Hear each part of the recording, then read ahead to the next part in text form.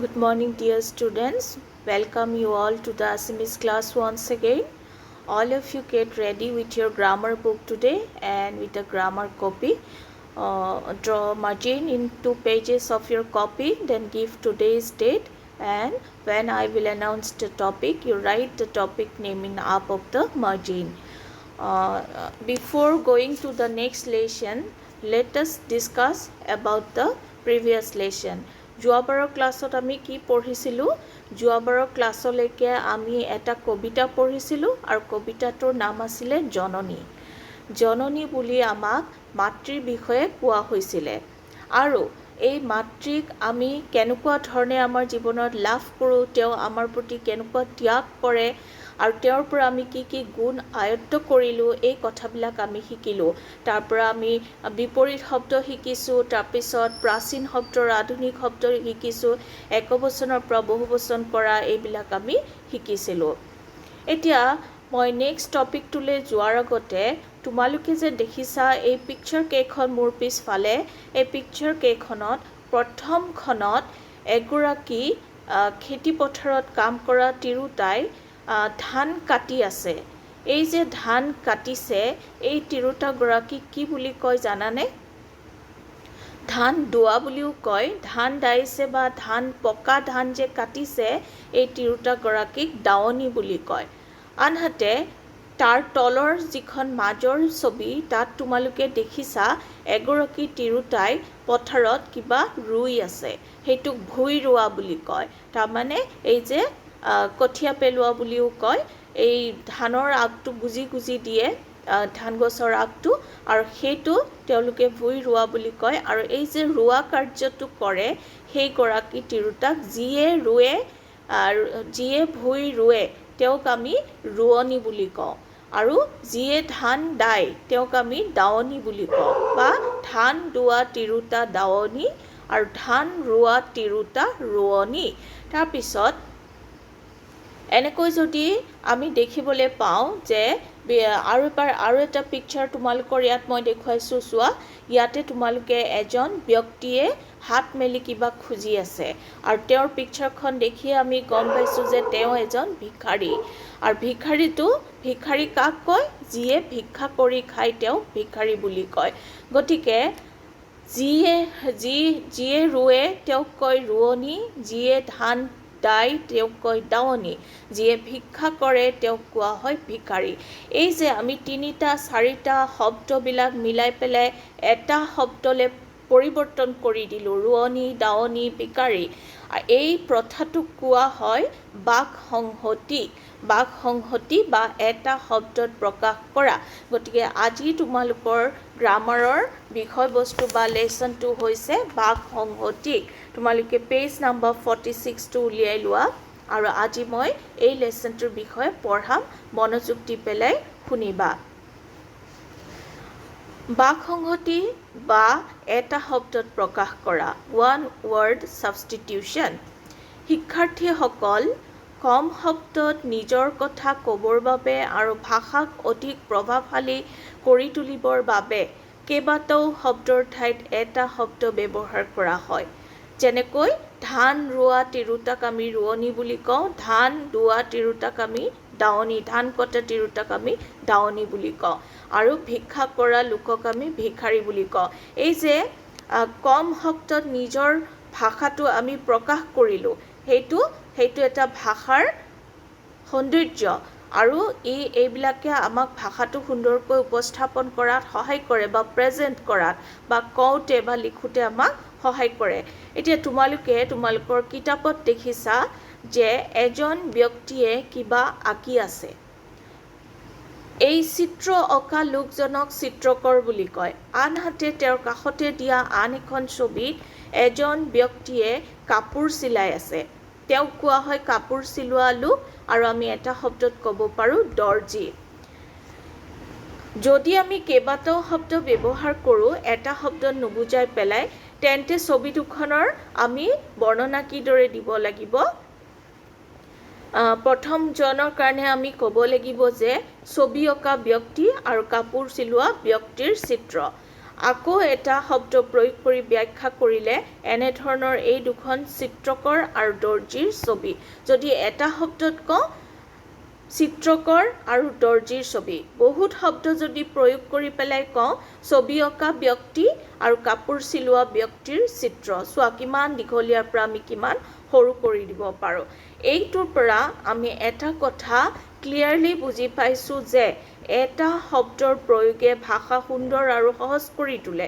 এনেকৈ আমি কেইবাটাও শব্দ যেতিয়া এটা শব্দলৈ পৰিৱৰ্তন কৰি আমি ভাষাটোত বা বাক্যটোত প্ৰয়োগ কৰোঁ তেতিয়া ভাষাটো শুনিবলৈ সুন্দৰ হয় আৰু সহজ হৈ পৰে।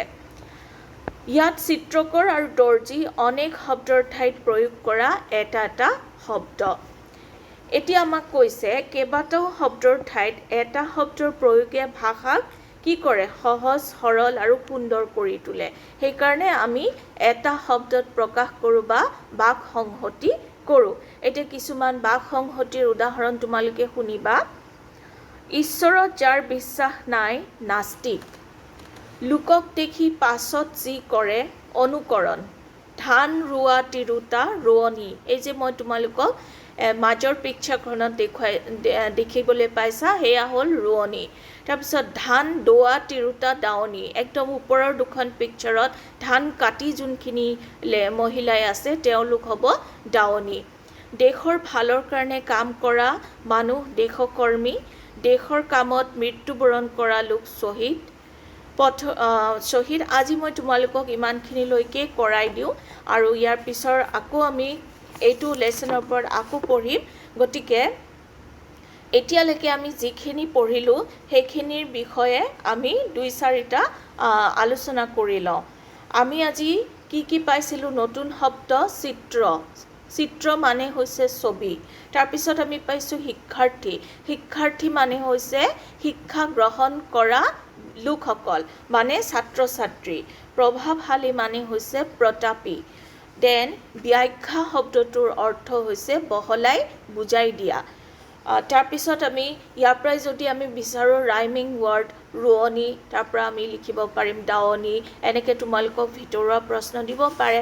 এতিয়া যদি মই তোমালোকক সোধোঁ যে কওঁ মই পিকচাৰ ড্ৰ কৰি পেলাই তোমালোকক যদি কনভাৰ্ট কৰিবলৈ কওঁ এনেকৈ এটা শব্দত, সেইটো মই এটা কুৱেশ্যন কৈ দিওঁ যিটো মই তোমালোকক দিম।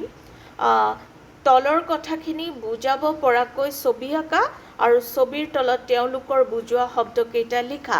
এতিয়া 1 নম্বৰত দিম দেশৰ কামত মৃত্যুবৰণ কৰা লোক। তেওঁক আমি কি বুলি ক'ম? তেওঁক আমি শ্বহীদ বুলি ক'ম, যিটো আজি মই পঢ়াইছোঁ তোমালোকক। সেই শ্বহীদ এজন, বহুত শ্বহীদ আছে আমাৰ ভাৰতবৰ্ষত, অসমত আছে।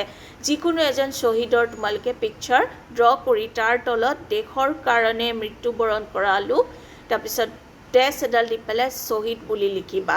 সেই তেনেকৈ মই কৰিব দিছোঁ। তোমালোকে কাৰ পিকচাৰ ড্ৰ কৰিবা? কনকলতাৰ কৰিব পাৰা। সহজতে পোৱা যিজন ব্যক্তি তেওঁৰ বিষয়ে তোমালোকে ছবি আঁকি তাৰ তলত এই কথাটো লিখিবা। আৰু এটা মই দিছোঁ যাৰ মূৰত চুলি নাই। কিছুমান মানুহৰ মূৰত নেচাৰেলি চুলি নাথাকে ন, স্পেচিয়েলি মতা মানুহৰ মূৰত, তেওঁলোকক আমি টপা মূৰা বুলি কওঁ। আৰু এনেকুৱা ব্যক্তিৰ বল্ড পিপলৰ পিকচাৰ যিকোনো এজন ব্যক্তিৰ ছবি আঁকি পেলাই সেই তলত সেই শব্দটো আৰু বাক্যকেইটা লিখিব লাগিব। আৰু ইয়াৰ মানে এইটো নহয় যে মই পাৰ্টিকুলাৰ এই দুটা দিছোঁ কৰিবলৈ কাৰণে এইকেইটাই আহিব। ইয়াতকৈও বেলেগ তোমালোকৰ যিকেইটা ৱৰ্ড তোমালোকে বুকত পাবা, যিকেইটা ড্ৰ কৰা সম্ভৱ হয়, তেনেকুৱা তোমালোকৰ এনেকৈ পিকচাৰ ড্ৰ কৰি পেলাই তাৰ তলত লিখি দেখুৱাবলৈ আহিব পাৰে। গতিকে সেইখিনি তোমালোকে প্ৰেক্টিছ কৰিবা। এতিয়া মোক এই যে আমি কেইবাটাও শব্দ এটা শব্দত প্ৰকাশ কৰিব পাৰোঁ সেই কথাটো শিকিলোঁ, যাৰ নাম হৈছে বাক সংহতি। আজি আমি ক্লাছটোৰ পৰা সেইখিনি শিকিছোঁ। মোক এতিয়া তোমালোকে এটা প্ৰশ্নৰ উত্তৰ দিয়া। সেইটো প্ৰশ্নৰ উত্তৰ তোমালোকে পাৰিব লাগিব ক্লাছ 7ৰ ষ্টুডেণ্ট হিচাপে। আৰু মই সোধা প্ৰশ্নটো হ'ল যে ব্যাকৰণৰ আন এটা নিয়মৰ নাম কোৱা বা লিখা। কুৱেশ্যন পাবা, তোমালোকে লিখিব লাগিব। কোৱা য'ত দুটা শব্দক এটা কৰি পেলাই আমি লিখোঁ বা প্ৰয়োগ কৰোঁ। ব্যাকৰণৰ তেনেকুৱা এটা নিয়মৰ নাম কোৱা। ইজিলি তোমালোকৰ মনলৈ আহিব লাগে।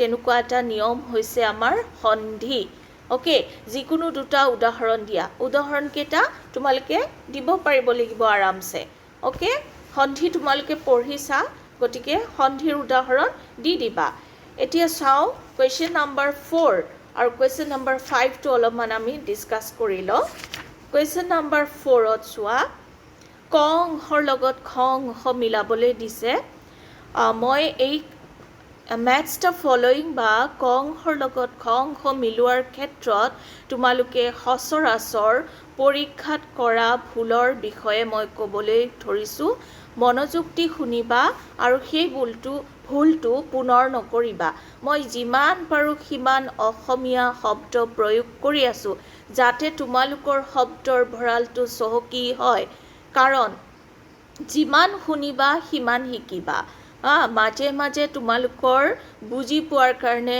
আমি ম্যাক্সিমাম বেছি লগাতকৈ বেছি ইংৰাজী শব্দ প্ৰয়োগ কৰাৰ ফলত তোমালোকে অসমীয়া শব্দবোৰৰ লগত চিনাকি হ'বলৈ এৰি দিছা আৰু সেইটো এটা ভুল বুলি ধৰি লৈ পেলাই এতিয়াৰ পৰা যিমান পাৰো কিমান অসমীয়া শব্দহে প্ৰয়োগ কৰিম গতিকে তোমালোকে মনোযোগ দি শুনি পেলাই সেইবোৰ মনত ৰাখিবা এতিয়া মই কৈছো কি ভুলটো ক'বলৈ গৈছো ম্যাচ দা ফলোইংৰ ক্ষেত্ৰত বা ক শাখাৰ লগত খ শাখাৰ অংশ মিলোৱাৰ তোমালোকে কি কৰা এটা সাইডে যদি ক খ গ ঘ দিয়া হয় আন এটা সাইডেও যদি বেলেগ নাম্বাৰিং কৰি দিয়া হয় তেতিয়া হলে তোমালোকে কি কৰা ক লিখি পেলাই ইটো সাইডৰ নাম্বাৰটো দি দিয়া একদম ৰং প্ৰসেস ভেৰি ৰং প্ৰসেস মই কৈছো ক যিটো লাইন লিখা থাকে তাৰ লগত মিলা খ অংশৰ যিটো লিখিত ৰূপ হেতু তোমালোকে লিখি দিব লাগিব ড্যাশ এডাল টানি পেলাই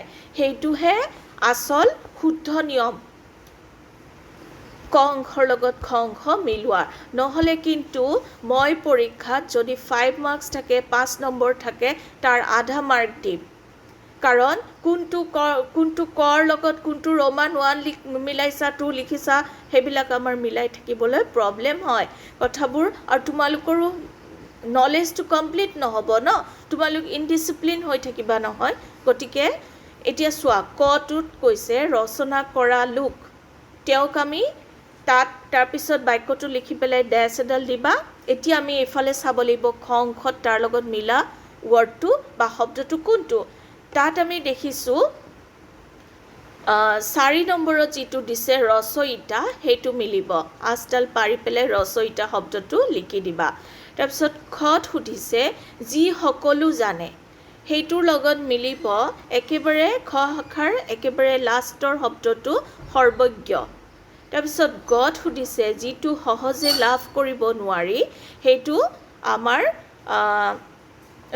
যিটো সহজে লাভ কৰিব পাৰি হেতু খ শাখাৰ 2 নম্বৰটোৰ লগত মিলিব যিটো হ'ব সুলভ্য হেতু লিখি দিবা আজডাল পাৰি পেলাই তাৰপিছত ঘত সুধিছে যি কেতিয়াও পঢ়া হোৱা নাই এইটোৰ লগত মিলিব খ শাখাৰ প্ৰথমটো অপঠিত তাৰপিছত উঙটো যিটো দেখা নাযায় এইটো খ শাখাৰ 3 নম্বৰটো মিলিব অদৃশ্য তোমালকে লাইন পাৰি পেলাই বাক্যাংশটোৰ লগত ইফালৰ শব্দটো লিখি দিব লাগিব ইফালে ক খ গ ঘ আৰু ইফালৰ পৰা নাম্বাৰিং কিটা মিলাই থলে নহব কোন বাক্যৰ লগত কোন শব্দ মিলিছে মই কিন্তু তোমালোকক এনুৱেল পৰীক্ষাত 0 দিম আৰু এটো মই কৈ থলো যেতিয়া দিমে গটিকে ফলো কৰিবা কাৰণ তোমালোকক আমি উচিত নিয়মত যদি লিখা পঢ়া কৰিব নিহিকাও হেতু আমাৰ ভুল হ'ব গটিকে তোমালোকে শিকিবই লাগিব আৰু হেমতে ফলো কৰি পেলাই